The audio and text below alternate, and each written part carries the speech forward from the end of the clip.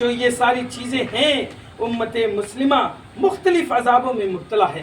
آج ہم ہر پریشانی میں مبتلا ہیں۔ کاروبار دیکھا جائے تو مسلمان کاروبار میں پیچھے، پڑھائی دیکھی جائے، ایجوکیشن دیکھا جائے، تعلیم دیکھا جائے تو مسلمان اس میں بھی پیچھے ہیں۔ معاشرے میں، ترقی میں، اقتدار میں دیکھا جائے، پالیٹکس میں دیکھا جائے تو مسلمان اس میں بھی پیچھے۔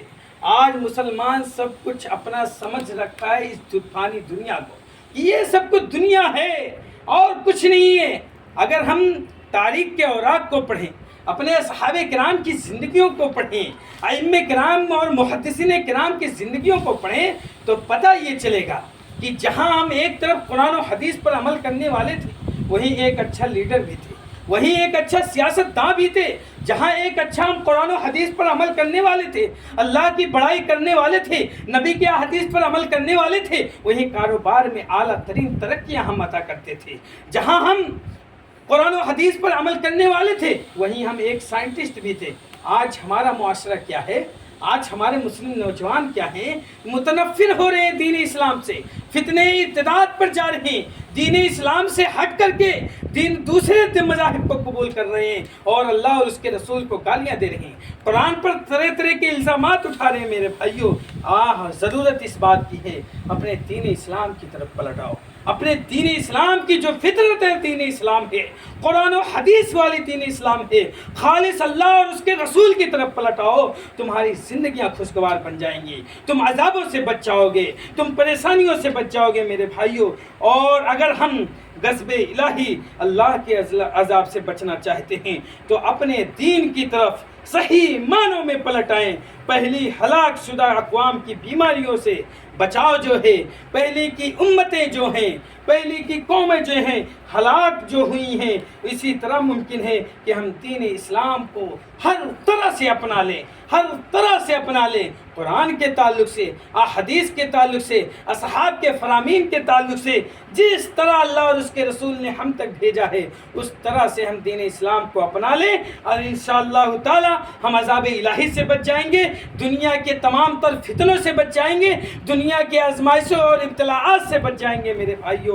اور عبداللہ بن عمر رضی اللہ تعالیٰ عنہ سے روایت ہے کہ رسول صلی اللہ علیہ وسلم نے فرمایا کہ جب تم اینا کی بے کرنے لگو گے، اینا ایک ایسا حرام بے ہے جو سود کے تعلق سے رکھتا ہے میرے بھائیو، جب تم اینا کی بے کرنے لگو گے یعنی خرید و فروخت کرنے لگو گے، سود کی خرید و فروخت کرنے لگو گے، بیلوں کی دمیں پکڑ لو گے یعنی جو بیل ہیں ان کی دمیں پکڑ لو گے، کھیتی باڑی میں مطمئن ہو جاؤ گے اور جہاد چھوڑ بیٹھو گے تو اللہ تعالیٰ تم پر ایسی ذلت مسلط کر دے گا جو کسی طرح زائل نہیں ہوگا حتیٰ کہ تم اپنی دین کی طرف پلٹ آؤ۔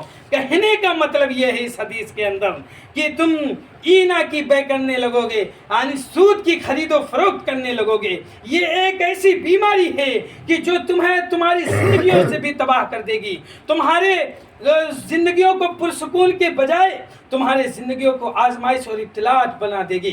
یہ تو دنیا اور آخرت کے اندر اللہ رب العزت کا عذاب تو چکھیں گے جب تم اینا کی بے کرنے لگو گے اور بیلوں کی دموں کو پکڑ لو گے یعنی بیلوں کی خرید و فروخت اور بیلوں کو سب کچھ سمجھ لو گے، کھیتی باڑی میں ہی مطمئن ہو جاؤ گے، یعنی دنیا کی زندگی کو سب کچھ سمجھ لو گے تو اور جہاد چھوڑ دو گے، اللہ رب العزت کے لیے لڑنا چھوڑ دو گے، قرآن و حدیث پر عمل کرنے والے اور قرآن و حدیث کی مخالفت کرنے والوں سے جہاد چھوڑ دیں گے تو تمہارے اوپر ایسی ذلت اللہ رب العزت مسلط کر دے گا جو کسی طرح ختم نہیں ہوگا۔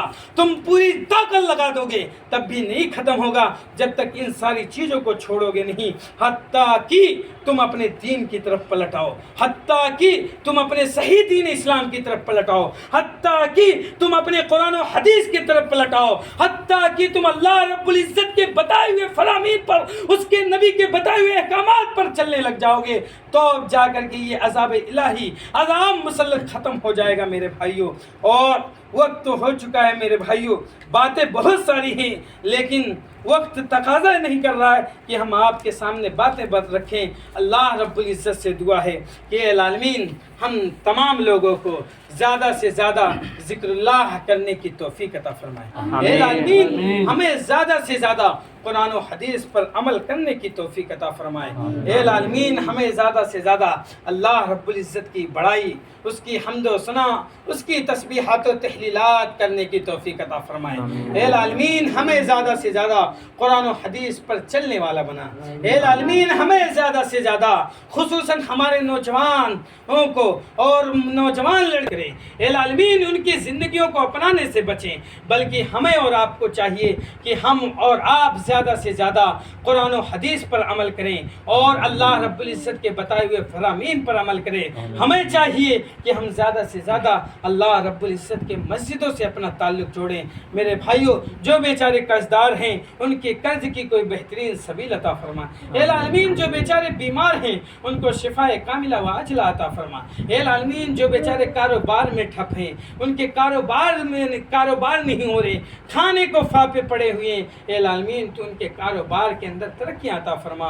وآخر دعوانا الحمدللہ رب العالمین وسلام المرسلین والحمدللہ رب العالمین۔